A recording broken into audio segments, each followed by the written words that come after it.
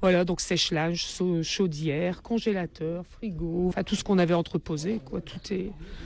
C'est catastrophique. Comment on fait pour nettoyer ça, madame? On a l'impression de ne pas en sortir. Je sais pas, c'est la première fois que ça nous arrive depuis qu'on est là. Ça fait 20 ans qu'on a acheté, on n'a jamais eu ça. Je sais pas comment on va faire. Franchement, j'en sais rien. Heureusement, on a de l'aide, les voisins sont là, donc on essaye. Karcher, on pense avoir de l'eau, mais pas de la boue comme ça, quoi. Maintenant, il va falloir faire les assurances. Alors, j'ai déjà fait les assurances ce matin. Donc, l'expert est contacté. Il doit nous rappeler pour savoir quand il va passer. Le truc, c'est qu'il faut rien jeter. Donc, il faut tout garder en l'état pour que lui constate. Et puis, on va voir ce que ça va donner. Un témoignage recueilli par Lionel Gougelot pour Europe 1. Les députés ont voté hier soir un amendement au projet de loi Sapin 2 qui permettra de mieux protéger les lanceurs d'alerte dans les abattoirs, comme l'association L214. Les mauvais traitements exercés sur les animaux en abattoir seront désormais des délits. Et puis, à la veille de l'ouverture de l'Euro, la fan zone parisienne va vivre tout à l'heure son premier test grandeur nature. À partir de 17h, près de 80 000 personnes sont attendues au pied de la Tour Eiffel pour un concert géant du DJ David Guetta. Merci beaucoup, Hélène Zellani. Il est 7h34. Bonjour Nicolas Sarkozy. Bonjour, merci de m'avoir invité. Bienvenue sur Europe 1. Alors il y a celui qui nous dit ça va mieux, le chef de l'État qui était ici même il y a quelques jours, et celui qui va sans doute nous dire ça ira mieux quand je serai là. C'est vous, Nicolas Sarkozy, le pas encore candidat qui a tenu hier soir près de Lille son premier meeting de campagne, invité jusqu'à 9h donc de la matinale d'Europe 1. Dans un premier temps, Nicolas Sarkozy, on va parler grève, emploi, sécurité, ensemble jusqu'à 8h. Puis ce sera l'interview politique face à Jean-Pierre Elkabbach et évidemment entre les deux Nicolas Canteloup qui viendra vous saluer à sa manière. Avant de résumer tout ça dans sa revue de presse. Qu'à tout de suite donc Nicolas Sarkozy pour la première partie de cette interview. Merci beaucoup. 6h, 9h sur Europe 1. Thomas Soto. Juste quelqu'un de bien. Mon opticien Toll sait ce qu'il y a de mieux pour moi. Il m'a proposé une seconde paire avec des verres solaires à ma vue. C'est vraiment utile. Et moi, j'hésitais entre deux montures de marque. À ce prix-là, j'ai pris les deux. Et oui, en ce moment chez Atoll les opticiens, quelle que soit votre vue, votre deuxième paire est à moitié prix. Même avec un traitement sur vos verres et avec une monture de marque. Les lunettes, c'est votre look et surtout votre confort visuel. Dispositif médical offre jusqu'au 21 juin selon conditions dans les magasins participants. Atoll, mon opticien. Quelqu'un de bien. Petit message Peugeot en forme de remerciement. Avant toute chose, je tenais à remercier toute l'équipe Peugeot pour ce crédit exceptionnel à taux 0% sans lequel rien n'aurait été possible. Excusez-moi, c'est l'émotion. Je suis l'homme le plus heureux du monde dans ma nouvelle Peugeot. Merci. En ce moment, profitez d'un taux de crédit à 0% sur toute la gamme Peugeot. Portes ouvertes ce week-end. Crédit sur 12 mois au TAEG et taux débiteur fixe de 0% de 5 000 à 10 000 euros empruntés, soit pour 6 000 euros, 500 euros par mois sur 12 mois, total du 6 000 euros. Détails sur PeugeotWebstore.com. C'est le printemps bio. Découvrez l'agriculture biologique et la diversité de ses produits. Dégustation, fermes et entreprises ouvertes, marchés, conférences. Pour trouver les animations près de chez vous, rendez-vous sur labiodesquatresaisons.eu ou sur l'appli La Bio en poche. Manger bio, produire bio, c'est bon pour moi et pour la planète. Message cofinancé par l'Union européenne et l'Agence Bio. 194 euros par mois, offre valable pour une Seat Leon référence en location longue durée sur 37 mois et 30 000 km maximum. Entretien et garantie inclus. C'est bon, on l'a. Non mais tu veux pas que je la refasse pour le plaisir parce que La Seat Leon référence à partir de 194 euros par mois. À ce prix-là, même les mentions légales deviennent un plaisir. Premier loyer de 2 700 euros suivi de 36 loyers de 194 euros sous réserve d'acceptation du dossier par Volkswagen Bank. Offre réservée aux particuliers jusqu'au 30 juin. Conditions sur seat.fr. Venez en profiter ce week-end lors des portes ouvertes chez votre partenaire Seat. Ouverture selon autorisation. Salut, c'est Magali de Beauté Blog. Sephora. Aujourd'hui, pas de tuto, c'est de Sephora dont je vais vous parler. Vous rêvez d'un teint allé, mais sans vacances ni soleil? Là, tout de suite, coup de bol, le make-up bar Sephora, c'est des super pros à votre dispo pour vous donner bonne mine en 15 minutes chrono. En plus, c'est gratuit et sans rendez-vous. Non mais regardez-moi, j'ai pas l'air de revenir des îles? Sephora, au cœur de la beauté. Maquillage ciblé réalisé par les conseillères Sephora selon disponibilité. Europe1.fr pour suivre en vidéo la matinale d'Europe 1 avec notre invité jusqu'à 9h, Nicolas Sarkozy. Europe 1. Jolie noisette de beurre. Cherche pomme de terre au cœur chaud pour se laisser fondre avec délice. Justement, chez Grand Frais, le filet de 2,5 kg de pommes de terre primeur est à seulement 1,50 €. Le meilleur marché, c'est Grand Frais. Jusqu'au 11 juin, 60 centimes le kilo, pommes de terre non lavées, variété Atrice et El Mundo, catégorie 2, calibre 35-45, origine Italie. Petit message Peugeot en forme de tutoriel. Salut! Aujourd'hui, comment prendre soin de ta Peugeot avec un ordinateur, une tablette ou un smartphone? Alors c'est super simple, tu vas sur internet et tu tapes l'URL rendez-vous en ligne-peugeot.fr. Sélectionne le point de vente le plus proche de chez toi, clique sur la date et l'horaire qui t'arrange et tu valides ton choix. Prenez rendez-vous ou faites réaliser un devis pour l'entretien de votre Peugeot 7 jours sur 7 et 24 heures sur 24 en vous connectant sur rendez-vous en ligne-peugeot.fr.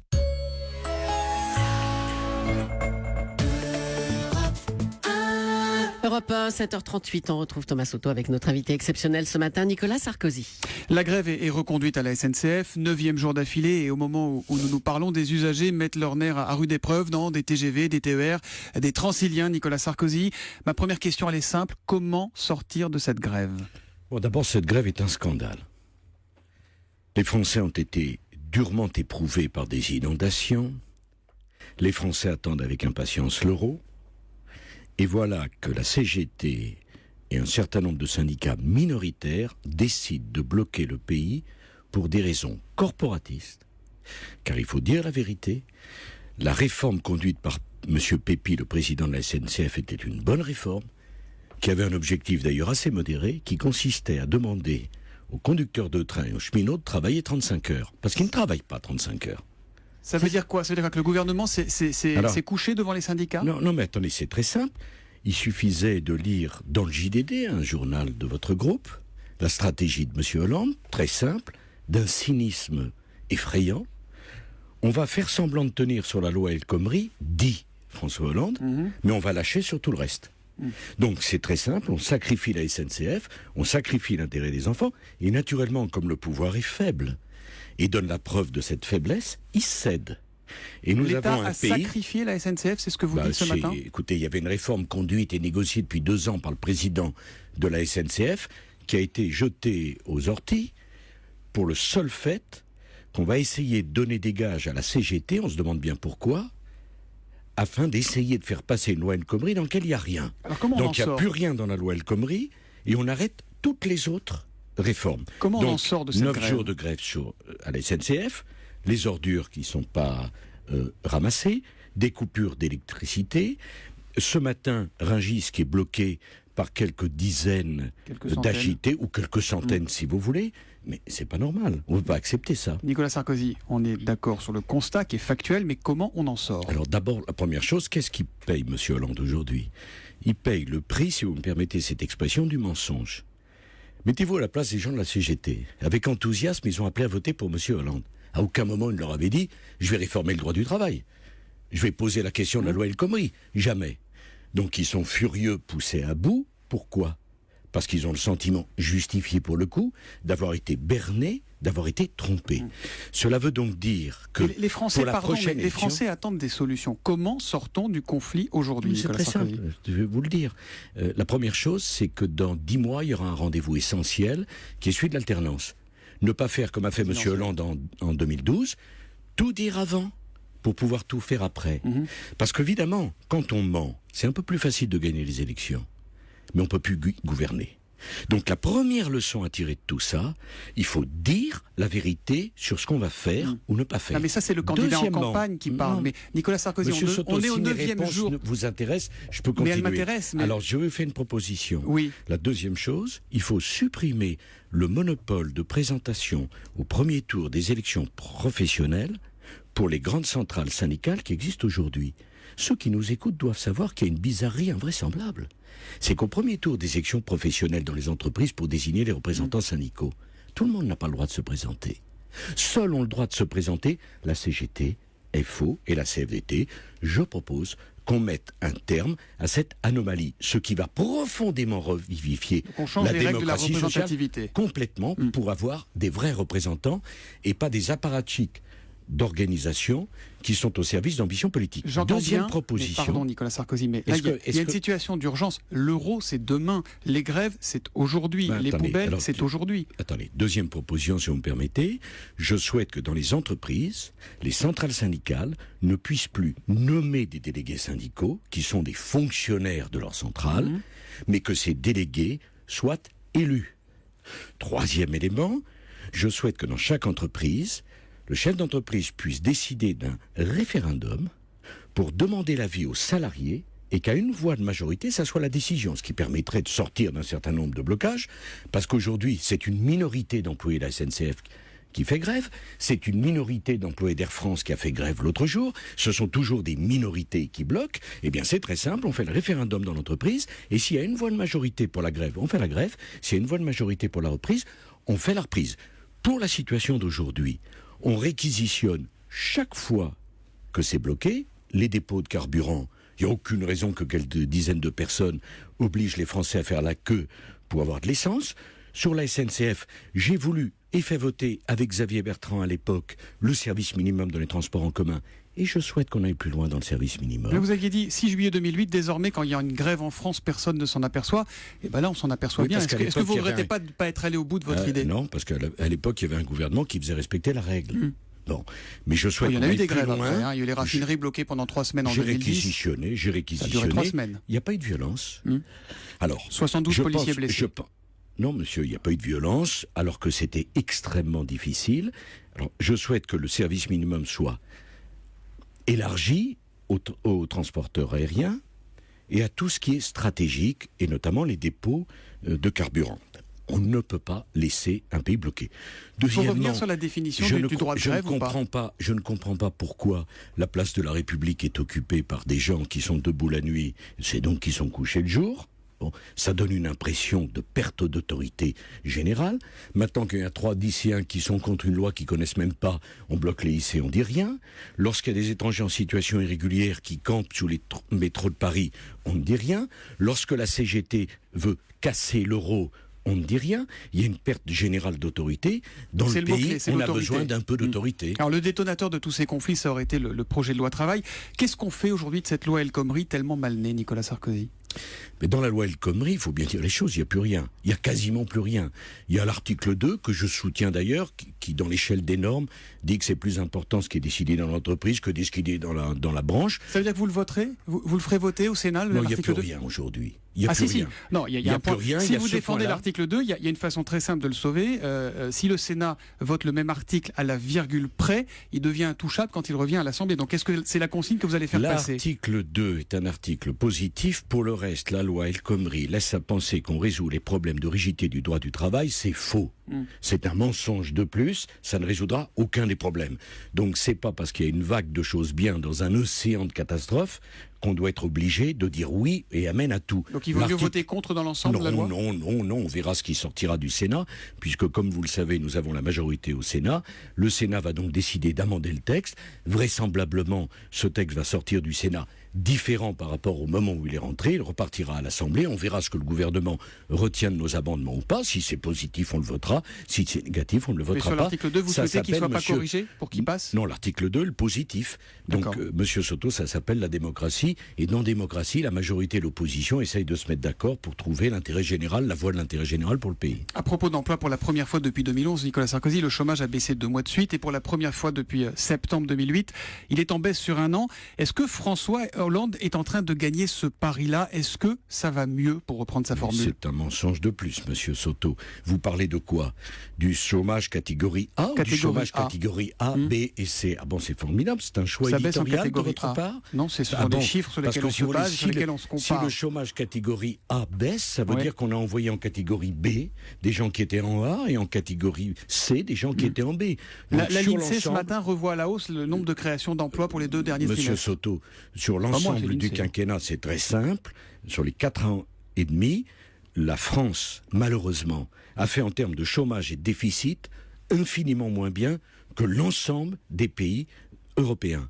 Vous parliez du quinquennat que j'ai eu l'honneur de présider. Dieu sait qu'on n'a pas tout fait bien, mais pendant les 5 années de mon quinquennat, nous avons fait mieux en termes de chômage, de déficit et de dette que la moyenne des pays européens. C'est la vérité.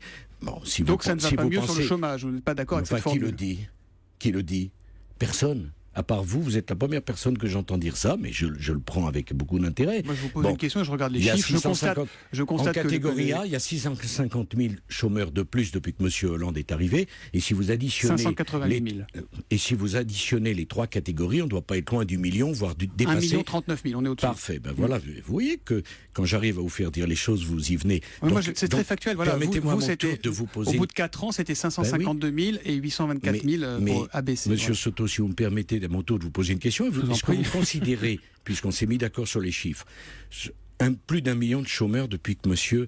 Hollande est là, sur les 3 catégories. Et vous me dites, vous vous rendez compte, c'est formidable, le chômage a baissé. Quand il y a 1 million de chômeurs en plus, à mon avis, il n'a pas baissé. Je vous demande si est-ce que vous pensez que la courbe est en train de s'inverser et que ça va mieux, comme le dit le gouvernement. Voilà, comment voulez-vous que ça aille mieux? Nous sommes le seul pays d'Europe qui a une politique qui consiste à augmenter les dépenses publiques, à augmenter les impôts et à accroître la rigidité du droit social pour les entreprises.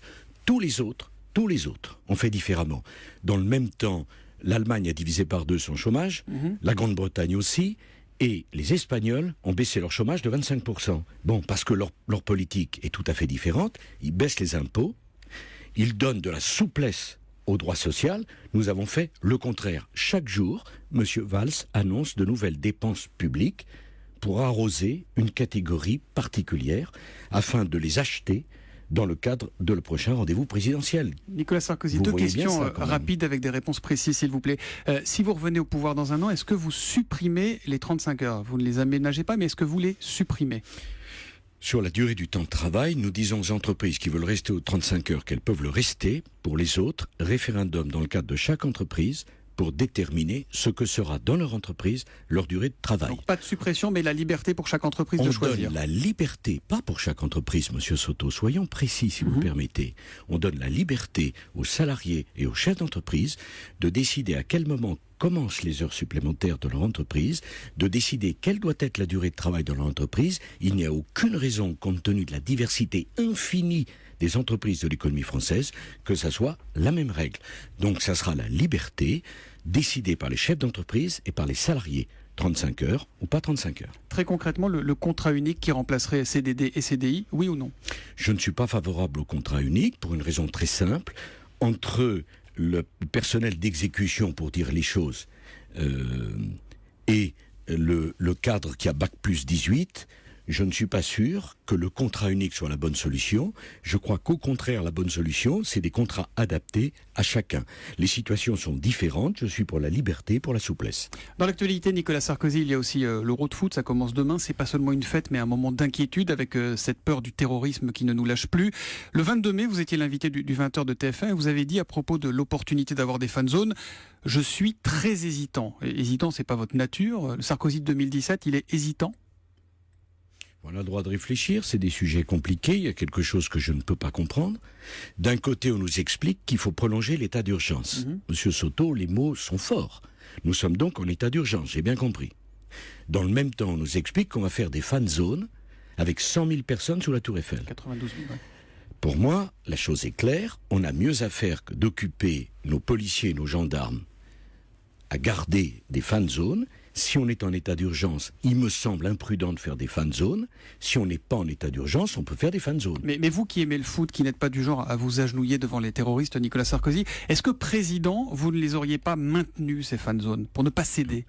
Je suis pour l'organisation de l'euro. Je rappelle que c'est quand j'ai été président de la République que la France a obtenu cette organisation. Deuxièmement, je suis pour le maintien de l'euro en France, et je l'ai dit en parlant avec M. Deschamps hier, et je pense d'ailleurs que M. Le Gret a eu raison. Il n'y a pas de problème de ce côté-là. Je suis sûr que tout va bien se passer, je le souhaite de tout mon cœur, mais les policiers et les gendarmes sont épuisés. On en a besoin pour faire un travail de police et de gendarmerie, d'investigation pour protéger les Français. Je pense que le choix de fan zone n'est pas adapté à un pays qui est en état d'urgence. Donc vous êtes contre les fan zones. Est-ce que vous dites à ceux qui vous écoutent ce matin, n'y allez pas, n'allez pas dans ces fan zones? Mais non, je vous me demandez mon opinion, je vous donne mon opinion. Pour le reste, il faut faire confiance aux autorités de notre pays. Je ne veux pas politiser en quoi que ce soit l'euro. On me pose une question, j'ai été ministre de l'Intérieur, j'ai été président de la République. Est-ce que vous auriez fait des fan zones en même temps que l'état d'urgence? Non, mais vous savez, de la même façon, si on est en état d'urgence, je ne comprends pas pourquoi on peut occuper la place de la République. Si on est en état d'urgence, je ne comprends pas pourquoi la CGT peut bloquer les accès ce matin à Rungis. Parce que l'état d'urgence, ça veut dire quelque chose. À moins que l'état d'urgence, ça soit simplement une déclaration marketing. Si ça correspond à un véritable état d'inquiétude, alors on doit en tirer des conséquences. Une question autour de l'équipe de France, des polémiques de ces derniers jours. On voit bien en fait comment le débat est posé, vers quoi nous ont emmené Karim Benzema, Eric Cantona, Jamel Debbouze. Est-ce que vous diriez, pour parler clairement, pour parler comme parlent les gens, qu'il n'y a pas assez d'Arabes dans cette équipe de France? Non, non. Et d'ailleurs, je trouve injuste, si vous me le permettez, de mettre M. Benzema au même niveau que Cantona ou Jamel Debbouze. Parce que ce Benzema, qu'il soit déçu, c'est normal. Et quand on est déçu, on peut dire des choses qui dépassent sa pensée, et moi je ne l'accablerai pas. Je n'aime pas ça, et je ne le ferai pas. De M. Cantona, il aurait mieux fait de se taire. Je me souviens d'ailleurs de ses déclarations insensées au moment de la crise financière, où il demandait aux Français d'aller retirer leur argent des banques, comme s'il était en la matière, il avait quelques compétences que cela soit. Quant à Jamel Debbouze, il s'est excusé pour ce qu'il a dit. Le procès qui a été fait à M. Deschamps et à Noël Le Graët est un procès scandaleux. Et on a le résultat du communautarisme. Quand on communautarise tout, quand on ramène tout le monde à ses origines ou à sa religion, eh bien on a ce résultat-là.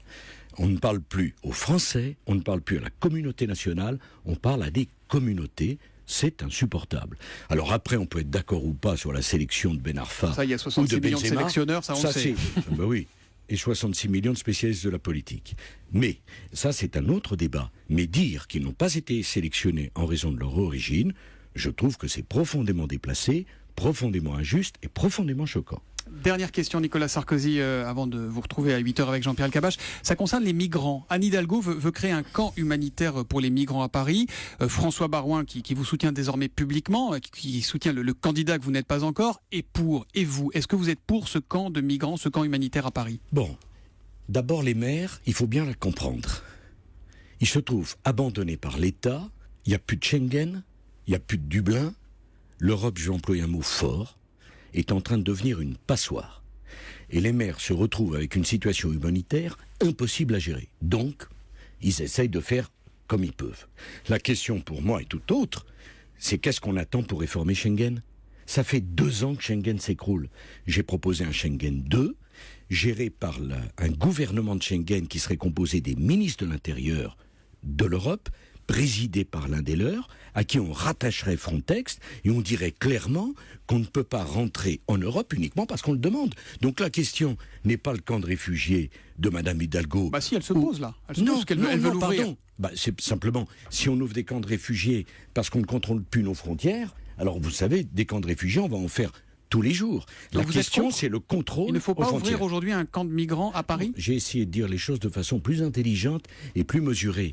Parce que j'ai fermé Calais, la jungle de Calais. Et je sais très bien ce qu'il en est. Quand vous créez un camp, vous créez un appel d'air. Donc ce n'est pas la solution, même si je peux comprendre que des maires abandonnés par l'État, à partir du moment où les gens rentrent en France, ils disent il faut bien qu'on en fasse quelque chose. La solution, c'est de refonder Schengen, de tenir nos frontières. Nous ne pouvons pas accueillir tous ceux que l'on accueille. D'ailleurs, on les accueille même pas, on les laisse passer, c'est tout. C'est encore une fois l'exemple parfait d'une perte complète d'autorité. C'est un peu la différence entre le président qui a une vision globale et le Premier ministre potentiel François Baroin qui lui est plus concret sur les problèmes et qui dit oui à ce camp en fait. Non, est-ce que vous savez, c'est des problèmes difficiles.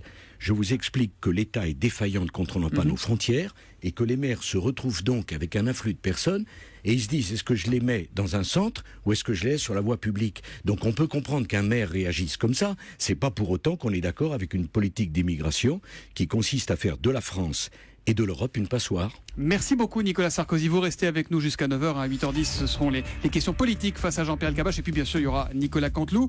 Mais dans un instant, c'est la météo du jour avec Laurent Cabrol. Eh bien, le thème, c'est la chanteuse dirait « Je suis le soleil de tes tropiques, j'ai donc mis le ciel dans ma chambre ». Ça vous dit quelque chose, Nicolas Sarkozy? Oui, c'est une chanteuse que j'aime beaucoup, dont je suis assez proche. C'est Carla Bruni Sarkozy. Merci à tous. C'était un piège alors. C'est quelle chanson? Est-ce que vous le savez? Est-ce que vous le savez? Il y en a une, Le Toit du Mois. Il y a un extrait dans Le Toit du Mois, il y a un autre extrait dans Le Ciel, dans une chambre. Voilà, 2 chansons différentes. Non, attends, écoutez, vous voulez me faire des problèmes? Elle est italienne, vous savez qu'elle peut avoir une réaction assez forte. A tout de suite, Laurent. Mais je l'embrasse parce qu'elle nous écoute. Europe 1, 7h50. 9h sur Europe 1, Thomas Soto. Oui. On s'offre un beau cadeau. Oh là, mais... Pour ses 20 ans, Bouygues Télécom propose la B-Box Miami à 14,99 € par mois. 14,99 Et la fibre est au même prix. Beau cadeau. T'es emballé? Chez Bouygues Télécom, pour nos 20 ans, encore plus de plaisir avec la technologie. Cette semaine, profitez de la B-Box Miami avec Android TV pour seulement 14,99 € par mois pendant 1 an au lieu de 26,99 €. Appelez gratuitement le 3106. Location box 3 € par mois, engagement 12 mois, offre soumise à conditions et éligibilité. Et si on regardait 8 matchs de l'UEFA Euro 2016 en Ultra HD sur TF1 et M6? Moi, hier soir, avec l'Ultra HD d'Orange, j'ai clairement vu que l'attaquant avait marqué avec la main. Moi, avec l'Ultra HD d'Orange, j'ai même vu que c'était avec l'annulaire. Et t'as remarqué qu'il avait une French manucure? Bizarre pour un joueur allemand. Ouais. 8 matchs de l'UEFA Euro 2016 en Ultra HD sur TF1 et M6 en exclusivité avec la nouvelle Livebox. Vous rapprochez de l'essentiel. Orange. Offre soumise à conditions en France métropolitaine sous réserve d'éligibilité avec offre fibre et téléviseur compatible. Conditions sur orange.fr. Bon, pour ma voiture, j'ai... Alors, si je peux me permettre, on n'a pas de Tourolf, de Golfinel, de Tiguaran, de Pololf, ni de Passaran, ni de Tiguolf, et on n'a pas non plus de Toussat. Ah, pas de Toussat? Non. Bon, de toute façon, j'ai toujours préféré le Chassat. Le plus dur, c'est de choisir. Jusqu'au 12 juin, bénéficiez d'un crédit à 0% sur toute la gamme Volkswagen. Pour 15 000 € empruntés, 1 500 € d'apport, 36 mensualités de 416,67 €, montant total du 15 000 €. Sous réserve d'acceptation par Volkswagen Bank, détails sur Volkswagen.fr. Portes ouvertes les 11 et 12 juin selon autorisation et réseau participants. Avec Thibaut sur sa planche de bodyboard. Thibaut qui porte un short de bain Andaya de tribord. Oui, et qui n'arrive pas à réaliser un 360, une figure difficile. Mais heureusement, il va pouvoir s'entraîner tout l'été avec son short 100% polyester, très résistant à l'eau de mer. Et pourquoi pas impressionner les filles? Oui, pourquoi pas, mais... Chez Decathlon, du 18 mai au 18 juin, préparez l'été avec le short de bain Andaya de tribord à 3,99 € seulement. Decathlon, à fond la forme, voir conditions en magasin et sur decathlon.fr. Quelle est votre voiture idéale? Pour moi, ce serait une voiture avec une caméra de recul, ou plutôt 2, c'est plus sûr. 3? Ça c'est trop, 3. Jusqu'au 30 juin, c'est le moment d'en demander plus à Toyota. Yaris Dynamique suréquipé est à partir de 139 € par mois, entretien inclus. Portes ouvertes ce week-end selon autorisation. Toyota. Offre particulier pour Yaris Dynamique 5 portes 69 VVTI en location longue durée 37 mois 45 000 km, premier loyer 1 750 €, sous réserve d'acceptation par Toyota France Financement, voire toyota.fr. La météo, Laurent Cabrol. Bien facile à résumer, nous avons pas mal de brume, de brouillard, nous avons des nuages près des frontières de l'Est de la France, mais très vite les éclaircies vont s'imposer, même le soleil va s'imposer, de sorte qu'il fera beau, donc je n'insiste pas trop. C'est du beau temps à partir de 11h au midi pour nous tous, 19 à Caen, 20 degrés à Lille, 23 à Colmar, 24 à Paris, 25 à Laval, 26 à Lyon, 28 à Marseille et 31 degrés à Nîmes. Voilà pour une journée bien agréable. Merci Laurent, à tout à l'heure. Europe 1, il est 8h. Bienvenue et bonne journée à tous. 6h, 9h, Thomas Soto sur Europe 1. À la une ce matin, les poubelles débordent dans les artères de Paris. Dernière touche à la pagaille à laquelle seront confrontés les touristes du football. Mieux encadrer la scolarité à domicile et celle dispensée dans des établissements hors contrat. Les mesures de la ministre de l'Éducation motivées par le risque de radicalisation. Et puis les Bleus portés par la ferveur nationale, mais les supporters bleu, blanc, rouge se mobilisent aussi pour les autres équipes. Oh là, nous irons sur l'île de Ré où les joueurs espagnols sont arrivés hier soir. Le journal de 8h, Michel Grossior. Bonjour Michel. Bonjour Thomas, bonjour à tous. C'est le bouquet, pourrait-on dire. Les poubelles s'entassent sur les trottoirs de Paris alors que l'incinérateur de Fos-sur-Mer qui traite les ordures de Marseille est également bloqué. Mauvais parfum d'ambiance pour les supporters de l'Euro dont l'accueil est déjà contrarié. La grève se poursuit à la SNCF. Une est annoncée à Air France. Marguerite Lefebvre, vous êtes dans l'un des quartiers les plus touristiques de la capitale, à Saint-Germain-des-Prés, où les riverains n'en peuvent plus. Et oui, car ça fait plusieurs jours maintenant que les poubelles débordantes s'entassent sur les trottoirs à quelques mètres à peine des terrasses de café. On a déjà vu plus agréable, surtout dans ce très chic 6e arrondissement qui accueille chaque jour des milliers de touristes. Ici, sur le boulevard Saint-Germain, les commerçants et les riverains sortent leurs ordures tous les matins et tous les soirs en espérant qu'elles soient ramassées. Mais depuis lundi, c'est peine perdue. Avec l'Euro qui débute, les touristes et les supporters qui vont visiter la capitale, l'image renvoyée est déplorable pour Michel, un habitant du quartier. C'est sale. Ça dégage de l'odeur, hein. Ça fait tout drôle, surtout à Saint-Germain-des-Prés, quoi. Un peu suffoqué, quoi. Avec l'Euro qui va arriver, pour les touristes, c'est pas très attrayant. Et je comprends pas qu'ils ne trouvent pas une solution avant, quoi. Et à la veille du début de l'Euro, la situation pourrait même durer un peu plus, puisque la CGT appelle à durcir le mouvement. À Paris, la moitié des arrondissements sont touchés. En tout, près de 3000 tonnes de déchets n'ont toujours pas été ramassés. Merci Marguerite Lefebvre. Dernière action commando anti-loi travail de la CGT. Le marché de Rungis a été bloqué au petit matin par quelques centaines de militants. Manuel Valls a récusé hier soir lors d'un meeting parisien les procès en trahison de la gauche, mettant en garde les opposants à la loi travail travail contre la droite, dit-il, qui veut tout déréguler. En meeting, lui, dans le Nord, Nicolas Sarkozy a mis en avant le thème de l'identité nationale, se démarquant d'Alain Juppé et son concept d'identité heureuse et d'accommodement raisonnable avec l'islam. Le président Les Républicains s'est posé en gardien des valeurs de la France. La réaction de Florian Philippot, le vice-président du Front National. Sarkozy, qui défend la souveraineté du peuple, il faut en rire ou en pleurer, parce que c'est quand même l'homme qui a fait passer la Constitution européenne, le traité de Lisbonne, contre la volonté du référendum.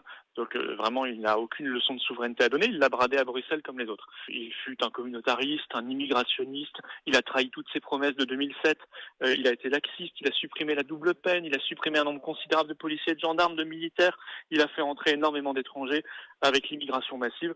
Je crois qu'au bout d'un moment, il n'y a plus aucun Français qui ne l'écoute et qui le prend au sérieux, parce que c'est toujours les mêmes promesses, et c'est toujours le verbe dur dans les discours, mais la main molle quand il est au pouvoir. Florian Philippot, joint pour Europe 1 par Pauline Jacot. Voilà, il parlait de Nicolas Sarkozy, qui, je vous le rappelle, est l'invité de la matinale d'Europe 1 depuis 7h30 ce matin. Il sera dans quelques minutes face à Jean-Pierre Elkabbach, et il sera ensuite dans un registre différent face à Nicolas Canteloup en direct pour la revue de presse. C'est à suivre en direct sur europe1.fr et sur la page Facebook d'Europe 1 pour réagir Twitter avec le hashtag E1Sarkozy. L'INSEE a révisé il y a quelques instants à la hausse les créations d'emplois des 2 derniers trimestres. Sur un an, 159 600 postes, au plus haut depuis 2008. 4 morts et 16 blessés hier soir à Tel Aviv lorsque 2 Palestiniens de cousins ont ouvert le feu à la terrasse de restaurant. François Hollande dénonce un odieux attentat. Le risque de radicalisation existe dès le plus jeune âge, notamment chez les enfants et adolescents que les parents retirent parfois de l'école. Najat Vallaud-Belkacem présente aujourd'hui un décret pour mieux surveiller la scolarité à domicile et dans les établissements non liés par contrat avec l'éducation nationale. Ève Roger, c'est un phénomène encore marginal, mais qui n'a cessé de progresser ces dernières années. Oui, Michel, 7300 enfants suivent l'école à la maison sans aucun lien avec l'éducation nationale, pas d'inscription au CNED, par exemple, le centre d'enseignement à distance. 7300. C'est pas grand-chose, mais c'est 3 fois plus qu'en 2008 et c'est ça qui inquiète le gouvernement. À partir de maintenant, le niveau de ces enfants sera contrôlé tous les 3 ans avec des examens écrits et oraux. Et puis, vous avez parlé des écoles hors contrat, Michel, c'est-à-dire ceux qui ont une pédagogie et des programmes qui leur sont propres au nom de la liberté d'enseignement chère à notre pays. Il y a là des écoles catholiques, musulmanes ou juives, ou alors des établissements hors des sentiers battus type Montessori ou Freinet. Là aussi, elles ont vent en poupe, près de 60 000 élèves. Eh bien, jusqu'à présent, ces établissements pouvaient se créer sur la base d'une simple déclaration. Demain, elles devront montrer patte blanche avant d'ouvrir leurs portes. Avec ça, le gouvernement veut éviter le risque de dérive dans les contenus de l'enseignement, des contenus qui seraient contraires aux valeurs républicaines. Merci Ève Roger. La plupart des antidépresseurs sont inefficaces et même dangereux, augmentant notamment les pensées suicidaires chez les enfants et les adolescents, selon une étude internationale publiée ce matin par The Lancet.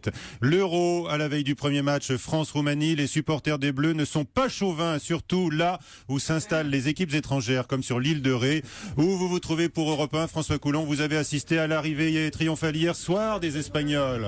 Oui, le bus de la Roja n'est plus qu'à 200 mètres au milieu des supporters, Lily et son palpitant déchaîné. C'est impressionnant quand même de vivre ça, c'est impressionnant.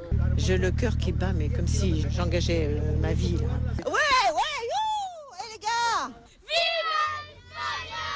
Depuis 3 jours, le père de Thomas vit à l'heure espagnole, drapeau rouge et jaune planté dans le jardin. C'est quelque chose qui l'empêche de dormir le soir. Il est tellement excité, il ne pense qu'à ça. Il vit ballon, il joue ballon. Son t-shirt de l'équipe d'Espagne est déjà prêt à être signé. Son ballon est déjà prêt. Le marqueur est prêt. Maintenant, en espérant qu'il puisse les atteindre pour avoir ce qu'il veut.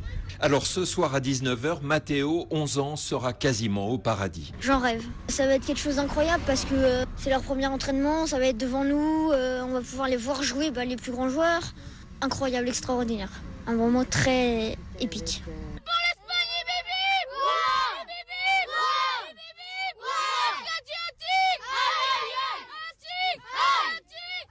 Voilà, chica chica, olé en espagnol. Merci François Coulon. Nicolas Sarkozy, petite question foot quand même là, parce qu'on sent l'enthousiasme des supporters espagnols.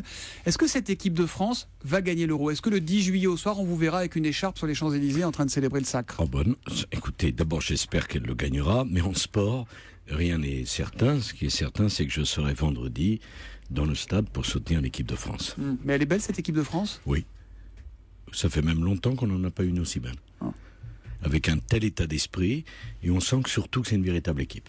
Merci Nicolas Sarkozy qui reste avec nous puisque dans un instant vous répondrez aux questions de Jean-Pierre Elkabbach sur Europe 1. Jean-Pierre qui est passé nous saluer avec Nicolas Canteloup, je crois. Hein. Eh oui, bonjour à vous, bonjour Gelé, Thomas, bonjour à tous. Aujourd'hui, avec Nicolas Sarkozy, nous n'allons pas tourner autour du pot, nous n'allons pas jouer ni au ni oui ni non, on va jouer au ni je suis candidat aux primaires, ni je suis pas candidat aux primaires. Et j'ai 1 heure d'interview pour vous piéger. Pas complètement. Vous savez, monsieur Elkabbach, s'il vous plaît, monsieur Elkabbach, la seule question qui compte, quoi qu'est-elle? Hier, vous savez, j'étais à Lille pour un meeting. J'ai vu des choses terribles. Des inondations, des maisons sinistrées, des voitures emportées. Martine Aubry bloqué du dos avec sa sciatique, qui ne pouvait pas marcher, qui flottait seul au milieu de la rue. Alors je ne comprends pas qu'en état d'urgence, et c'est la question qui compte, à Paris, il y ait nuit debout et que dans le Nord, il y ait l'île flottante. Je vous pose la question. Bravo. Merci, bravo Nicolas Canteloup qu'on retrouve en direct à 8h40. Vous resterez Nicolas Sarkozy face à Nicolas Canteloup tout à l'heure? Avec un billet en première classe, là, je peux pas pas rester. Et bien ça sera à suivre et c'est à suivre dès à présent sur europe1.fr en vidéo et sur notre page Facebook. À suivre l'interview politique face à Jean-Pierre Elkabbach. À tout de suite. 6h, 9h sur Europe 1. Thomas Soto.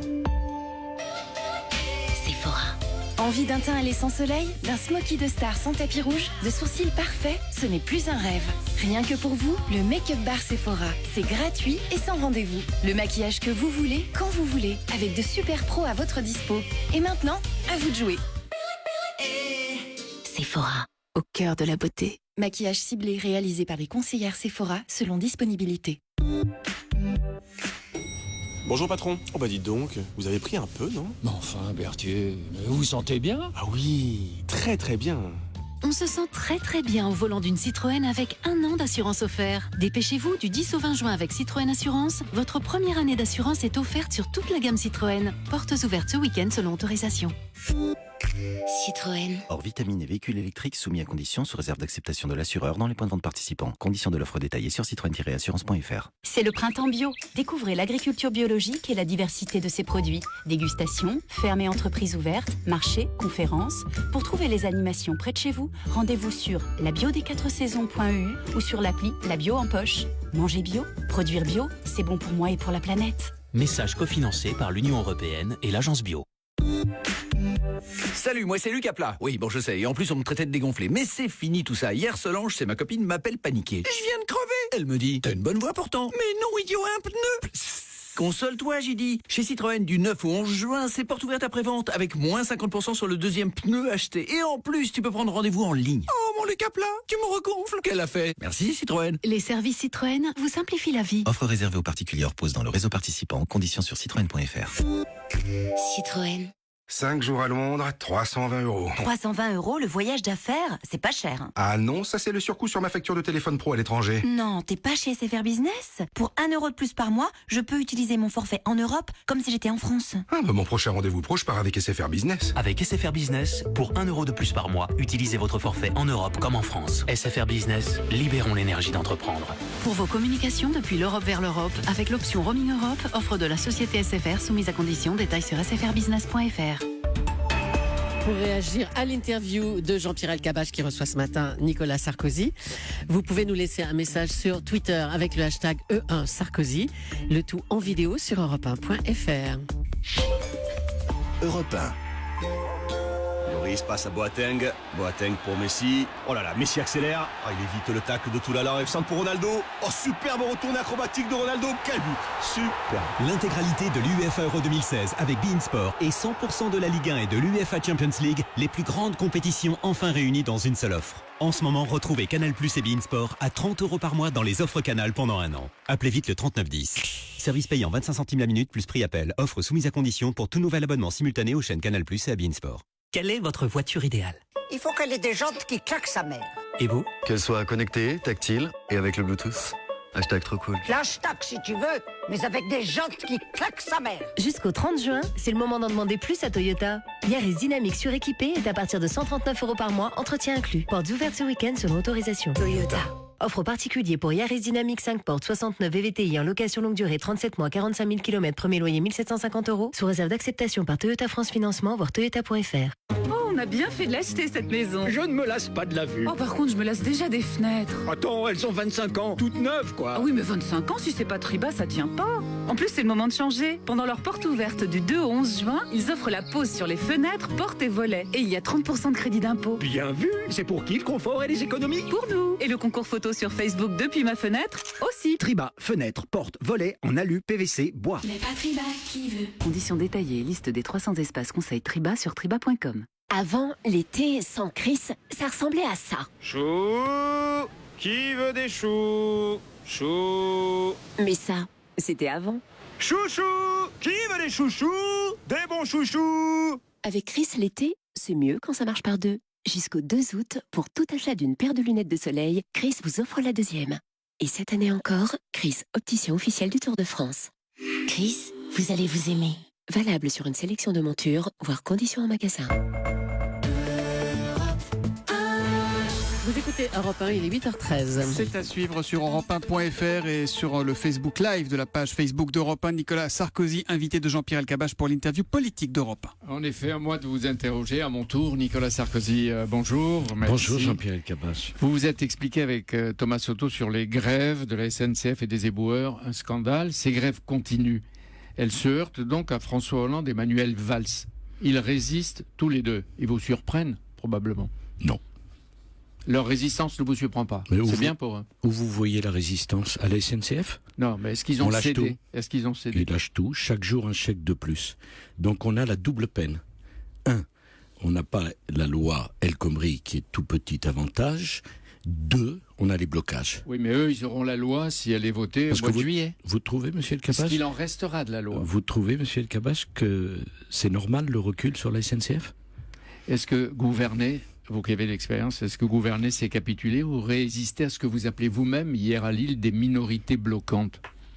Gouverner, c'est difficile, il faut résister. J'ai été 5 ans président de la République. Voulez-vous me citer un exemple d'une fois où nous avons reculé devant la rue, lorsque nous avons réformé les retraites, qui sont aujourd'hui en situation d'équilibre, grâce à la réforme de 2010, il y a eu 10 manifestations nationales, des centaines de milliers de gens dans la rue, nous avons tenu, et à un moment, le gouvernement est élu légitimement, il doit aller jusqu'au bout de son mandat et faire son travail. C'est ce qu'ils sont en train de faire, alors? C'est exactement le contraire de ce qu'ils sont en train de faire, notamment la SNCF. Alors, après le discours de Lille, les autres candidats de la candidature réclament la saisie de la haute autorité de la primaire. Il paraît qu'ils ne savent pas quel titre vous vous exprimez. Ex-président de la République, président des Républicains ou candidat de 2017. Attendez, rappelez-moi, il y a 1 an et demi, j'ai été élu pour 5 ans président des Républicains. J'ai trouvé une famille divisée, ruinée, déchirée. 1 an et demi après, nous avons plus de 250 000 militants un jour de cotisation. C'est la première formation politique du pays.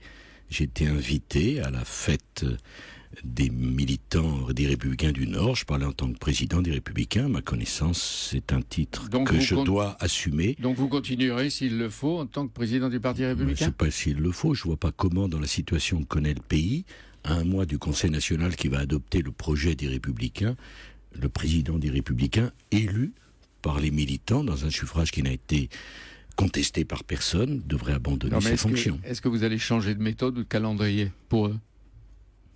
Non. Le programme, vous dites le programme des Républicains, c'est le 2 juillet, et le programme ou le projet de Nicolas Sarkozy, c'est pour quand? Vous savez, il y a eu un grand débat. Est-ce qu'il fallait un projet pour les Républicains ou est-ce qu'il fallait s'en tenir aux propositions des candidats à la primaire? J'ai fait valoir qu'il fallait un projet pour le parti politique. On ne peut pas imaginer un parti politique sans projet. C'est ce qu'on fait. Et puis, il faut préparer les législatives, parce qu'un mois après les présidentielles, il y aura des législatives, donc il y aura les investitures pour les législatives. Et tout ça doit se faire, et tout ça doit se faire, les investitures et tout ça, avant votre décision votre confirmation d'être candidat. Vous savez, j'ai pris des engagements, j'ai l'habitude de tenir les engagements que j'ai pris, j'ai été élu pour ça, je conduirai cette action, c'est mon devoir de le faire comme ça. Et y a-t-il un pays au monde où le chef de l'opposition doit s'abstenir de parler après avoir été élu président de sa formation politique? C'est assez étonnant. Nicolas Sarkozy, quand vous avez prononcé votre discours hier à Lille, est-ce que vous estimiez qu'il doit engager à la fois les candidats à la primaire, parce que c'est la famille, et en même temps toute la famille politique? Vous savez, celui qui est élu président de la famille engage la famille. Et puis après, il y aura une autre élection, et on verra qui sera élu président de la famille politique. Mais le président de la famille engage la famille. Alors, il est engagé par qui, la famille? Par celui qui n'a pas été élu ou par celui qui a été élu? On va les entendre. Hier, il y avait une quarantaine. Je vous ai connu me posant des questions plus difficiles. On arrive, rassurez-vous. Mais c'est les réponses à vos amis. Ceux qui étaient dans le train avec vous, qui étaient au meeting, et ceux qui n'y étaient pas. À Lille, vous avez prononcé, Nicolas Sarkozy, un des importants discours qui jalonne votre destin. J'ai vu que vous avez conjugué. Vous avez dit « je suis français ». Nous sommes français, vous êtes français, mais vous n'avez pas dit ils sont français.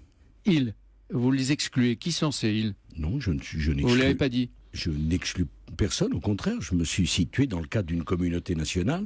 Je suis assez effrayé de voir qu'on ne parle plus à la France, qu'on ne parle plus de la France, qu'il n'y a plus de communauté nationale, mais une addition de communautés dont chacune défend avec acharnement ses intérêts.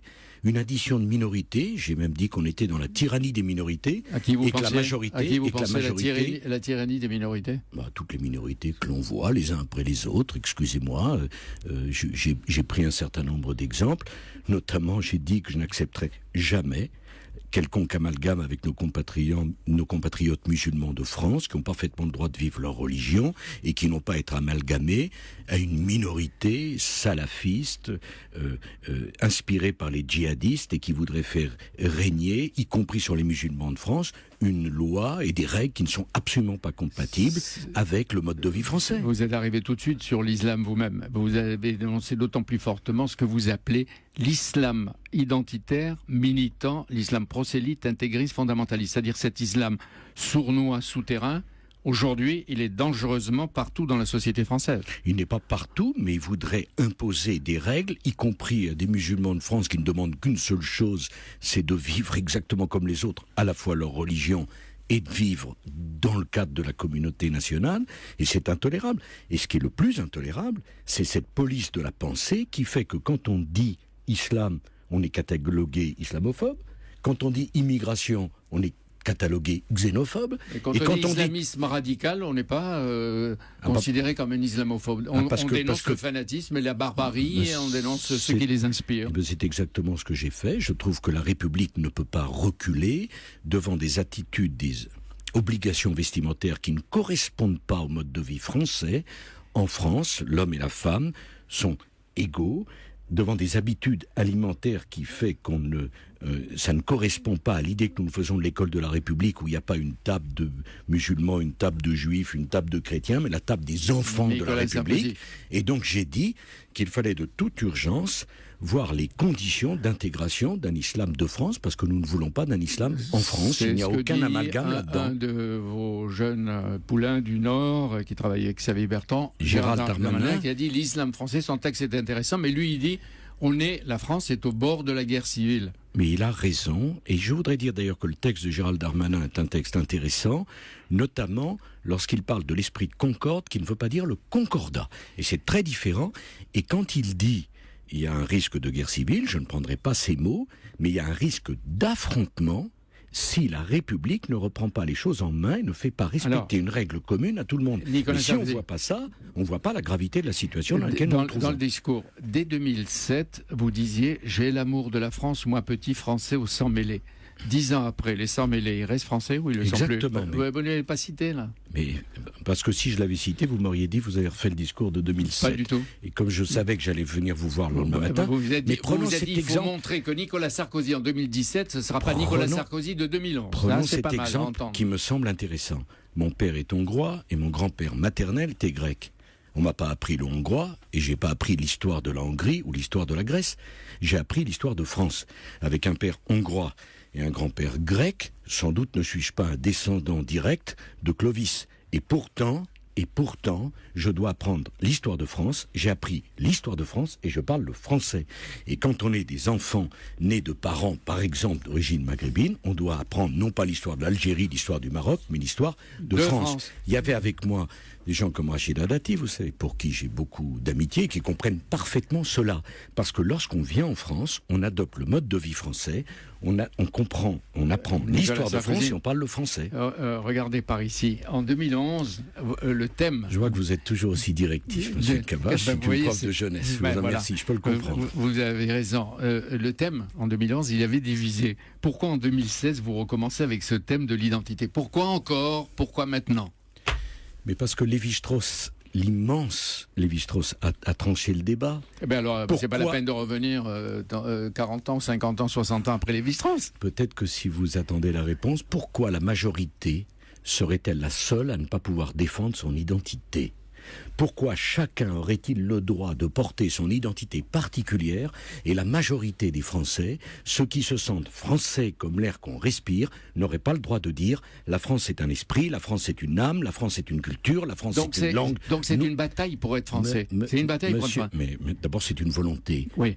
La France n'est pas une race, la France est une volonté. Et l'identité, et nous ne pouvons pas être... L'identité, elle se gagne à travers ce que vous dites, elle se mérite. Cabache, l'identité française, notre culture, ce que nos parents nous ont laissé, nous ne voulons pas que ça disparaisse. Mais si nous ne nous battons pas pour cette identité que nous avons reçue de nos parents et que nous voulons transmettre à nos enfants, qui le fera pour nous?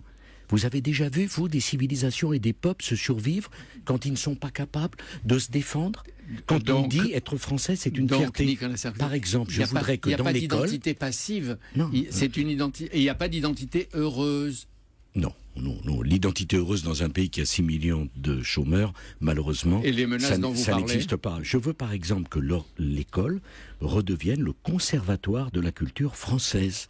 Qu'à l'école, on apprenne l'histoire de France, la culture de France, la langue française. Mais si nous ne le faisons pas, le monde entier le fait pour eux. Est-ce que la France serait donc le seul pays qui n'aurait pas le droit de décliner son identité? C'est une démission, c'est ce que le général de Gaulle appelait la maladie du renoncement. Moi, je n'aime pas la maladie du renoncement. Vous avez vu arriver à travers votre discours d'hier, vous l'avez vu arriver, la maladie du renoncement, depuis mai 68. On n'y revient pas. Dans mai 68, il y a eu des lumières. Je veux pas. Il y a la libération de la femme, il y a eu la libération pour les jeunes, il y avait un esprit de liberté, mais il y a aussi une part d'ombre. Et cette part d'ombre, quand des gens écrivaient sur les murs de nos rues, il est interdit d'interdire, on voit la stupidité et la dangerosité. Sous les pavés, la plage, comme disait Daniel Cohn-Bendit. Sous les pavés, la plage, ça fait pas de mal. Mais il est interdit d'interdire, c'est très grave, parce que l'éducation se fait par la transgression. Et s'il n'y a pas de règle, vous ne pouvez pas transgresser. Donc la règle est fondatrice de l'éducation. Dans l'état où vous décrivez le pays, quelle qualité devrait avoir celui qui conduira ou conduirait l'opposition à la victoire, à l'alternance et peut-être qui sait à l'Élysée? Il doit avoir une vision. Et j'ai dit que je m'inscrivais dans une tradition qui, de Bonaparte à Général de Gaulle, revendiquait l'autorité. On ne peut pas conduire un pays comme la France sans un minimum d'autorité. Qui ne voit qu'aujourd'hui, en France, il y a un problème massif d'autorité, parce que sans autorité, il n'y a pas de démocratie. Parce que c'est la loi du plus fort, et la loi du plus fort, elle est cruelle avec le faible. Mais l'autorité, est-ce que c'est le seul critère pour gouverner, présider? Parce que l'autorité, vous en aviez en 2012, vous avez été réélu, si ça suffisait comme critère. L'autorité. Peut-être autre chose. Monsieur Cabache, si vous me permettez, ne confondons pas deux choses. La capacité à être président et essayer d'être un bon président, et l'élection. Monsieur Hollande, pour être élu, a menti à tout le monde. Ce qui l'empêche de gouverner aujourd'hui. Parce que les Français descendent dans la rue, non pas contre la loi El Khomri, ils ont compris qu'il n'y avait rien. Ils descendent dans la rue parce qu'on les a trompés. Est-ce que je peux vous dire, pourquoi vous dites mensonge? Si vous permettez, rien n'est figé. Aux événements imprévus, est-ce qu'il n'y a pas des réponses nouvelles qui sont toujours nécessaires? Vous-même, au moment où il y a eu la crise terrible de 2008, vous avez inventé, vous avez pris des décisions qui n'étaient pas prévues dans votre programme de 2007. Alors pourquoi ce qui est valable, eh bien, pour l'un, est un mensonge pour l'autre? Par exemple, quand nous avons fait la réforme des retraites pour passer de 60 à 62 ans, vous convenez avec moi que c'était très difficile. Oui. Ça a sauvé l'équilibre financier des régimes de retraite. Mais c'était les régimes spéciaux de retraite. Non, pas du tout. C'est le régime général. Que disait M. Hollande à l'époque? C'est scandaleux. Je ne voterai pas cette réforme. Et lorsque nous serons au pouvoir, nous reviendrons à la retraite à 60 ans. Ça s'appelle un mensonge. Non, mais est-ce que quand il disait, il n'y a pas de crise. Vous serez peut-être un nouveau chef d'État. Est-ce que vous vous dites, je serai prisonnier du programme que je vais dire en 2016-17, où j'aurai la possibilité de faire face à l'imprévisibilité et de répondre et d'inventer. Monsieur Elkabbach, c'est une facilité que vous ne devez pas vous permettre.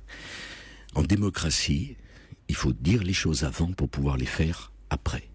Et je souhaite que la prochaine campagne présidentielle soit un moment de vérité. Et je souhaite même une grande nouveauté, que ça soit la première fois dans l'histoire de la Ve République où le futur mandat commencera au démarrage de la campagne. Tout ce qui aura été dit...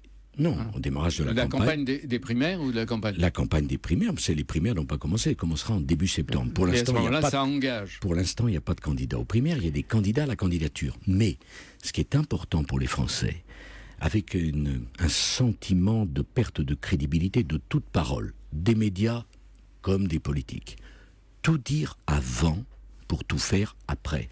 Alors après, vous me dites qu'il y a de l'imprévisibilité, certes, mais on ne peut pas tout construire sur le flou, sur des promesses fallacieuses ou sur des mensonges. Vous connaissez, tout dire avant pour tout faire après. Vous connaissez les variations des sondages. Est-ce que vous croyez aux chances d'Alain Juppé? Vous savez, c'est comme pour le premier match de l'Euro ou pour la finale de l'Euro. Tout est ouvert, tout est possible. Vous n'êtes pas le favori et vous pensez que les Français pourraient vous donner une nouvelle chance? Mais moi, je ne commande jamais les sondages quand ils sont à la hausse comme Mais là, quand c'est ils une sont à la stratégie, baisse. c'est une espérance pour vous, c'est une perspective. Non, ce qui compte, c'est pas ça. C'est pas un jeu, c'est pas une revanche. C'est le pays que nous avons reçu en héritage. Pour moi, le mot héritage est un des plus beaux mots de la vie, de la langue française. On ne vient pas de nulle part. La France n'est pas une page blanche. Nous sommes les héritiers de quelque chose. Et la question qui se pose et que posent les Français, est-ce que nous pourrons transmettre à nos enfants la France que nos parents nous ont transmise? Donc à partir de ce moment-là, qu'est-ce qui me donne la force? C'est l'amour de la France. Moi, je ne sais pas pourquoi, mais depuis que je suis tout petit, j'aime mon pays. Et je ne sais pas pourquoi, mais depuis que je suis tout jeune, j'ai eu envie de m'engager au service de mon pays. Voilà. Et même si Alain Juppé est aujourd'hui favori, vous vous dites que tout est ouvert. Mais vous savez, c'est la différence entre l'observateur brillant que vous êtes et l'acteur que je suis.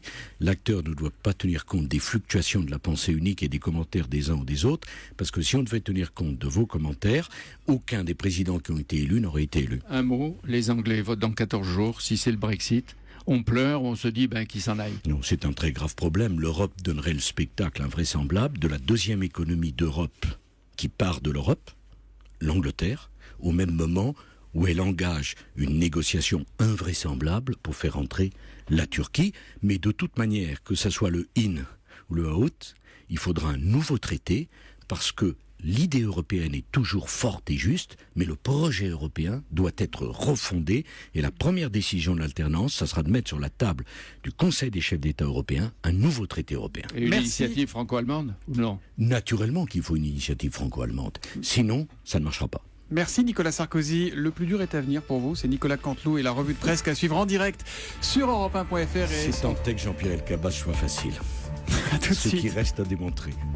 A tout de suite donc pour la suite de cette matinale spéciale. Je rappelle que vous êtes avec nous depuis 7h30 et que vous pouvez réagir sur Twitter avec le hashtag E1Sarkozy. À suivre donc la revue de presse de Natacha Polony et puis Nicolas Canteloup. Europe 1, 8h30. 6h, 9h sur Europe 1, Thomas Soto. Pain délicieusement croustillant cherche fromage au cœur tendre pour être son partenaire de tartine. Justement chez Grand Frais, le coulommiers au lait cru est à 9,90 € le kilo seulement. Le meilleur marché, c'est Grand Frais. Jusqu'au 11 juin, affiné dans la Meuse, 22% de matière grasse sur produits finis. Pour votre santé, bougez plus. Dis, oui. On s'offre un beau cadeau. Oh là, mais... Pour ses 20 ans, Bouygues Télécom propose la B-Box Miami Oui. à 14,99 € par mois. 14,99 Et la fibre est au même prix. Beau cadeau. T'es emballé? Chez Bouygues Télécom, pour nos 20 ans, encore plus de plaisir avec la technologie. Cette semaine, profitez de la B-Box Miami avec Android TV pour seulement 14,99 € par mois pendant un an au lieu de 26,99 €. Appelez gratuitement le 3106. Location box 3 € par mois, engagement 12 mois, offre soumise à conditions et éligibilité. Baptiste, oui. On voit les bulbes, les fleurs et les graines. Ok. Tu peux me donner les baguettes aussi? Voilà. C'est bon. Maintenant, il me faut la tuyauterie. Ouais. Et la caisse à outils. Et passe la peinture aussi. Ah, et prends la viande de bœuf. N'oublie pas le poisson. Et charge la bétonnière. Jusqu'au 30 juin chez Ford, profitez d'une offre exceptionnelle pendant le mois de l'utilitaire avec la gamme Ford Transit Euro 6 à partir de 8 990 €. Offre pour un transit courrier ambiante TDCi 75 chevaux Euro 6, réservé aux professionnels, montant hors taxe, voir Ford.fr. Avec EDF Entreprise, en cas de fuite d'eau ou de panne d'électricité, vous pouvez compter sur un dépannage rapide. Que vous soyez un professionnel ou une PME, avec les services assistance dépannage d'EDF Entreprise, des spécialistes vous répondent 24 heures sur 24 pour résoudre vos problèmes dans un délai de 4 heures pour la plomberie et de 2 heures pour l'électricité. La garantie de ne pas perdre de temps. Conditions de l'offre sur edfentreprise.fr. L'énergie est notre avenir, économisons-la. Europe 1, il est 8h32, Thomas Soto. Le rappel des titres, des perturbations tous azimuts à la veille de l'Euro. Cette nuit, plusieurs centaines de militants CGT ont bloqué l'accès au marché de Rungis. Les poubelles ne sont plus ramassées dans plusieurs arrondissements de Paris, en cause la collecte des déchets perturbés et le blocage de plusieurs sites de traitement en région parisienne. À Saint-Etienne, en revanche, la grève du service propreté qui durait depuis 10 jours est terminée et la fan zone va pouvoir ouvrir demain comme prévu.